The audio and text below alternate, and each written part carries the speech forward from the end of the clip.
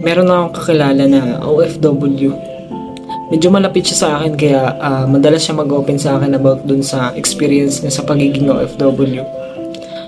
Na-realize ko na hindi pala ganun kadali maging OFW, no? Kasi nga, syempre, so, isa sa pinakamabigat na naranasan niya, no? Isa siyang OFW from Riyadh and yung amo niya is mabait lang sa umpisa. Nung unang buwan, mabait lang siya.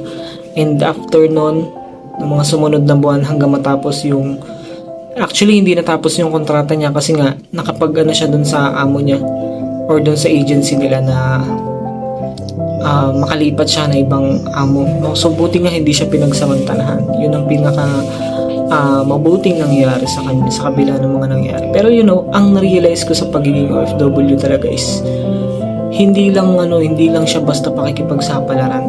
At ito pa ang pinakamasakit na nangyari, no? Natapos yung kontrata niya, umuwi siya ng Pinas. Alam mo yun, although may naipon naman siya, pero syempre hindi sapat diba? Kasi dumating din sa time na nagipid siya na kahit pang-apply ng trabaho dito sa Pilipinas, wala siya. Kasi nga, alam mo yun, 2 years yung ginugol niya sa ibang bansa, sa Riyadh, sa Saudi Arabia, pero walang nangyari. Nung nandun siya, lahat padala niya sa family niya, sa mga kapatid niya. And after nun, nung siya naman yung may kailangan, wala. Hindi siya makahingi ng kasi ang rason, may mga pamilya na daw, may mga kanya-kanya daw na responsibilidad. Imagine that. Diba? Ikaw na meron ka din namang responsibilidad para sa sarili mo, pero naisip mo ba na ikatwiran yun sa kanila noong mga panahon na ikaw yung nalalapitan nila? Diba? Kaya ito yung masakit na realidad sa mga kababayan natin OFW.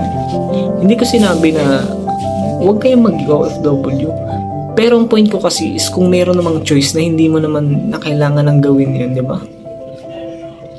Maybe mas dapat mong pagtuunan ng pansin yun.